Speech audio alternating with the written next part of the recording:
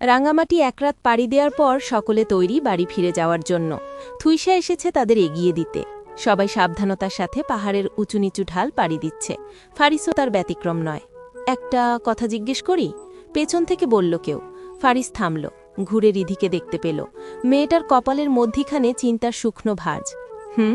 রিধি ফ্যারিসে পাশে হাঁটতে লাগল, বলল, শিখার মধ্যে এমন কি আছে যার জন্য আপনি ওকে বিয়ে করেছেন? ও তো গোমরামুখী, রোমান্টিকতের ছিটেফোঁটাও নেই ওর মাঝে, তাহলে কেন? রিধির গলা কাঁপছে, সেজন্য মানতেই পারছে না শিখা ফারিসের জুটি। ফারিস শিখার কথা ভেবে মৃদু হাসল। সেই হাসি নজর এড়ায়নি রিধির। তার ভেতরে কিছু একটা যেন জ্বলে উঠল। ফারিস তর্কে জড়ানোর ঝামেলা করল না, এক কথায় বলল, তার মধ্যে এমন কিছু আছে যা অন্য কারোর মাঝে নেই।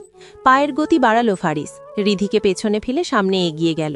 রকিকে ডাকল, তোমার কষ্ট হলে পরীকে আমার কাছে দিয়ে দাও। পরী তখন রকির কোলে ঘুম। রকি জানালো সে ঠিক আছে। হাঁটতে হাঁটতে হাতের মাঝে শক্ত কারো আকুর অনুভব করল ফারিস। রিধি ভেবে চোখ মুখ শক্ত হয়ে এলো তার। মেয়েটার সাথে যতই ভালো ব্যবহার করার চেষ্টা করুক না কেন, সে যেন আরও পেয়ে বসে।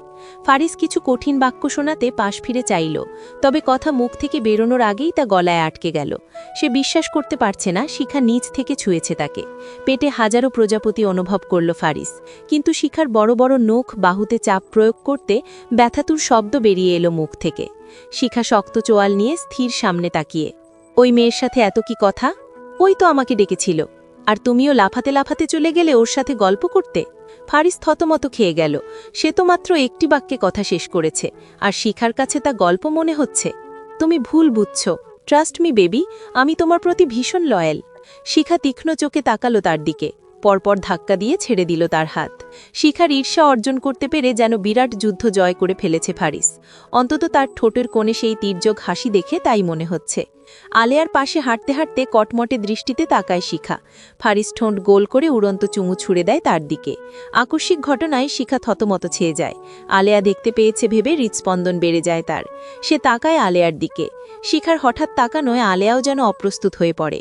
দিনের স্বচ্ছ আলোয় ঝকঝক করা আকাশের দিকে আঙুল তাক করে বলে, আরে ম্যাডাম, কি সুন্দর চাঁদ। বাড়ি ফেরার পথে আলেয়াকে তার বাড়িতে নামিয়ে দেয় ফারিস। সবুজ নিজের বাইক নিতে সোজা চৌধুরী বাড়িতেই এসেছে। গাড়ি থেকে নামতে নামতে শিখা লক্ষ্য করল আলেয়ার সাথে ফোন পাল্টাপাল্টি হয়ে গেছে। আরে না, ফারিস জিজ্ঞেস করল, কি হয়েছে? আলিয়ার সাথে আমার ফোন চেঞ্জ হয়ে গেছে। আমাকে দাও, আমি ওর ফোন দিয়ে তোমারটা নিয়ে আসছি। না, আমি সবুজকে নিয়েই যাচ্ছি, তুমি পরীকে নিয়ে ভেতরে যাও। ফারিসের সম্মতিতে সবুজের সাথে বাইকে করে রওনা হলো শিখা। আলেয়ার বাড়ির দিকে রওনা হলো। ২০ মিনিটের পথ অতিক্রম করে তারা পৌঁছে গেল গন্তব্যস্থলে। শিখা প্রথমবারের মতো এলো আলেয়ার বাড়ি। চোখ ঘুরিয়ে আশেপাশের পরিবেশ পর্যবেক্ষণ করতে লাগল। আলেয়াদের বাড়ির দরজার সামনে ভিড় লক্ষ্য করল শিখা। ভ্রু কুঁচকে গেল তার। কি হয়েছে ওখানে? আপনি যেখানে আমিও সেখানে ম্যাম, যদি বলেন এগিয়ে গেলে জানতে পারি। চলো। সবুজ ভিড় ঠেলে শিখাকে নিয়ে বাড়িতে ঢুকল। ঠিক সেই মুহূর্তে বিকট এক চিৎকার ভেসে এলো তাদের কানে। আব্বাস মিয়া আবারও মারছেন আলেয়াকে। মাতাল অবস্থায় অকথ্য ভাষায় গালিগালাজ করছেন মেয়েকে। ভাতার নিয়ে হোটেলে গেছিলি? কি ভাবছিস আমি কিছু দেখি নাই? এক বেশ্যা আরেক বেশ্যারে ফালাই গেছে আমার ঘাড়ের ওপর। মরছ না কেন তুই? ময়রা ফুরাইতে পারস না? বলে কষে থাপ্পড় দিলেন আলেয়ার গালে। শিখা দ্রুত হাতে আলেয়াকে ধরে ফেলে। সবুজ এগোতে চাইলে শিখা ইশারায় থামিয়ে দেয় তাকে। রাগে ফুঁসতে থাকে সবুজ। দেখ, তোর ভাতার আইছে, এতদিন হোটেলে থাইকা খায়েশ মিটে নাই, তাই বাড়িতে আইছে মজা লইতে। মুখ সামলে কথা বলুন, নাইলে। নাইলে কি? হ্যাঁ, কি করবি তুই? সবুজকে উস্কাতে তার সাথে ধাক্কাধাক্কি শুরু করলেন আব্বাস। সবুজ হাত মুঠো করে চোখ দুটো খিঁচে বন্ধ করে নিল। শিখা স্টিল আব্বাসের প্রতীকে পদক্ষেপ পর্যবেক্ষণ করছে। আব্বাসের মাঝে যেন জহুরার প্রতিচ্ছবি দেখতে পেল শিখা। চোখ দুটো ক্রোধে জ্বলে উঠল তার। আব্বাস আলেয়ার দিকে হাত বাড়াতেই সেই বাড়ন্ত হাত পিঠ মোড়া দিয়ে দেয়ালের দিকে ধাক্কা দিল শিখা। নাকে সজোরে আঘাত পেল আব্বাস। গলগলিয়ে রক্ত বেরিয়ে এলো। আরেকবার ওর গায়ে হাত দিয়ে দেখুন, আমি নিশ্চিত করব সেই হাত মাটিতে রক্তাক্ত অবস্থায় গড়াগড়ি খাচ্ছে। আব্বাস খেকিয়ে উঠল। আমার মাইয়ার সাথে আমি যা ইচ্ছা করমু, তোর কি? ও আপনার মেয়ে হতে পারে, উচ্ছিষ্ট কোনো আবর্জনা নয় যার সাথে আপনি যা খুশি করবেন। তাদের কথার মাঝে ভিড় ঠেলে একদল পুলিশ ভেতরে ঢুকল। সবুজই ডেকেছে তাদের। পুলিশ প্রধান হ্যান্ডক্রাফট আব্বাসের সামনে ধরলেন। নারী নির্যাতন ও স্ত্রীকে হত্যার অপরাধে আপনাকে গ্রেপ্তার করা হচ্ছে। কি? কাউরে মারি নাই আমি। সবুজ তার ফোন এগিয়ে দিল পুলিশের দিকে। অফিসার একটি রেকর্ডিং চালু করলেন, যেখানে আলেয়ার কণ্ঠ শোনা যাচ্ছে। আলেয়া সেখানে তার সাথে এবং তার মায়ের সাথে করা আব্বাসের সকল নির্যাতনের কথা বলছে। আলেয়া অবাক হয়ে গেল রেকর্ডিং শুনে। কথায় কথায় এগুলো সে সবুজকে বলেছিল। ভাবতে পারেনি সবুজ তা রেকর্ড করবে। পুলিশ আব্বাসকে ধরে নিয়ে চলে গেল। শিখা দোয়ারের সামনের লোকগুলোর দিকে অগ্নিদৃষ্টিতে তাকিয়ে বলল, নাটক দেখা হয়েছে না আরও দেখবেন? তার মেজাজ দেখে লোকেরা চুপচাপ চলে গেল সেখান থেকে। আলেয়া অবাক হয়ে তাকিয়ে সবুজের মুখপানে। সবুজ এগিয়ে গেল তাদের কাছে, বলল, এটা করা ছাড়া আমার উপায় ছিল না। তুমিও সাহস করে উঠতে পারছিলে না, আমিও তোমাকে এভাবে নির্যাতিত হতে দেখতে পারছিলাম না। শিখা আলেয়াকে ধরে নিয়ে বিছানায় বসালো। নাকের নিচে শুকনো ভেজা পথটিকে ভেজা কাপড়ের সাহায্যে মুছে দিল। সবুজ, আলেয়ার পাশে বসো। সবুজ কিছুটা অপ্রস্তুত হয়ে পড়ল। ইনিয়ে বিনিয়ে মুছল আলেয়ার পাশে। শিখা তাদের সামনে হাত আড়াআড়ি ভাঁজ করে দাঁড়ালো। লোকটা ডেঞ্জারাস। আমি অবাক হচ্ছি তুমি এতদিন লোকটার সাথে এক ঘরে থেকেছ ভেবে। নিজের স্ত্রীকে মার্ডার করার পরও বিন্দুমাত্র অনুশোচনা নেই তার মাঝে। আলেয়া মাথা নিচু করে চোখের জল ফেলতে লাগল। সে ব্যর্থ সন্তান হিসেবে। সে লজ্জিত নিজেকে নিয়ে। সবুজ আর চোখে তাকালো তার দিকে। শিখাকে বলল, এখন আমরা কি করতে পারি? আলেয়াকে ধরে রাখতে একটা শক্ত হাতের প্রয়োজন, আর আমার মনে হয় সেই শক্ত হাতটি তোমার হওয়া উচিত। শিখার কথা শুনে লাফিয়ে উঠল সবুজ। হচকচিয়ে উঠল আলেয়া। তুমি কি বলছো শিখা? শিখা সরাসরি সবুজের দিকে তাকালো। আমার মনে হয় না আমি ভুল কিছু বলছি। তোমার এতে আপত্তি থাকার কথা নয় সবুজ। কিন্তু ম্যাম, তুমি কি আলেয়াকে ভালোবাসো না? সবুজ অবাক হয়ে গেল। আপনি কি করে জানলেন? আমার সিক্সথ সেন্স বলছে চলো বিয়েটা করে ফেলো। মানে এখুনি? এত তাড়াতাড়ি? এখুনি। আলিয়া কাঠপুতুলের মতো বসে তাদের কথা শুনল। সবুজ ভালোবাসে তাকে। শিখা ধরে ফেলল, অথচ সে নিজে আঁচও করতে পারল না। সবুজ আলেয়ার বিয়ে হয়েছে 1 সপ্তাহ। কাজী অফিসে ছোটখাটোভাবে বিয়ে হয়েছে তাদের।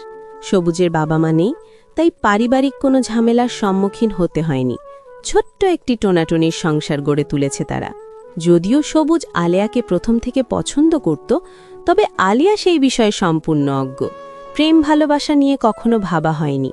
আর এমন গল্পের মোড়ের মতো চোখের পলকে তার জীবনের মোড়ও ঘুরে যাবে ভাবেনি।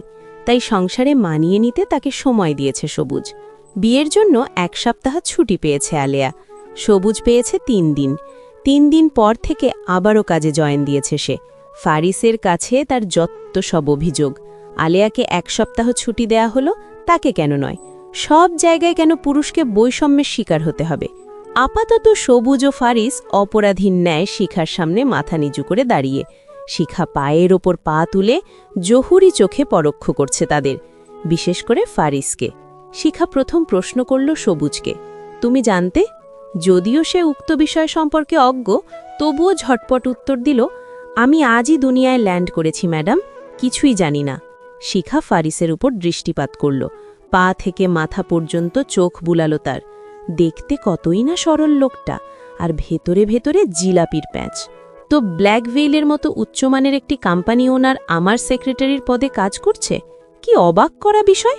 সবুজ ফট করে তাকালো ফারিসের দিকে। কেউ যেন বৈদ্যুতিক শক দিয়েছে তাকে। নিজ কানকে বিশ্বাস করতে পারছে না সবুজ। শিখা আবার বলল, ব্ল্যাকভেইলের মতো কোম্পানি বছরে বছরে চৌধুরী কোম্পানি গড়তে পারবে। তাহলে কেন তুমি এখানে আমার কাছে সাধারণ একটা সেক্রেটারির পদে পড়ে আছো? কেন হাইট থেকে কোম্পানি পরিচালনা করছো? সবচেয়ে বড় কথা, আমার কাছ থেকে এত সব লুকিয়েছ কেন? শেষের বাক্যটি উচ্চারণ করতে গিয়ে অদ্ভুত শীতলতা ছেয়ে গেল শিখার কণ্ঠে, যেন সতর্ক করছে তার ধৈর্যের পরীক্ষা নেয়া থেকে বিরত রাখতে। ফারিস চোখে চোখ মেলাতে পারছে না। শিখা তার অগোচরে এভাবে কোম্পানিতে স্পাই লাগাবে ভাবতেও পারেনি। চুপ কেন? কিছু বলো। আমি শুধু তোমাকে দেশে ফেরাতে কোম্পানিটা শুরু করেছিলাম। ফারিসের কথায় চিন্তার সূক্ষ্ম ভাঁজ পড়ল শিখার কপালে। সে গা ছেড়ে বসল চেয়ারে। এক্সপ্লেন। ফারিস দীর্ঘশ্বাস ফেলল। এরপর শুরু করল তার ব্যাখ্যা। তুমি যখন চৌধুরী কোম্পানির পাঠানো আমার প্রস্তাবগুলো গ্রহণ করছিলে না, তখন ভাবলাম পরিচয় গোপন করে আমার কোম্পানি থেকে ডিলের প্রস্তাব পাঠাই। চৌধুরী গ্রুপ পরিচালনাকালেই ব্ল্যাকভেইন গড়ে তুলেছিলাম। কারণ চৌধুরী কোম্পানি তোমার। সারা জীবন আমি এই চেয়ার দখলে রাখতে পারি না। তাছাড়া একজন বিজনেসওম্যানের পাশে দাঁড়ানোর মতো যোগ্যতা প্রয়োজন। তাই নিজের সর্বোচ্চ দিয়ে ব্ল্যাকভেইলকে এই পজিশনে আনি। পরিচয় গোপন রেখেছিলাম যেন তুমি আমার নাম শুনে প্রস্তাব প্রত্যাখ্যান না করো। তুমি আমাকে দেশে ফেরাতে ব্ল্যাকভেইল করেছ? অবাক কণ্ঠে বলল শিখা। ফারিস সরল ভঙ্গিতে ওপর নিচে মাথা নাড়ল। শিখার হাত আপনা আপনি চলে গেল মাথায়। কত বড় পাগল এই লোকটা! ফারিসের বর্ণনা শুনে মিটিমিটি হাসছে সবুজ। আপনার জন্য তাজমহলের পরিবর্তে black veil madam, made by Faris Jahan. Shikha সবুজের দিকে তাকালো।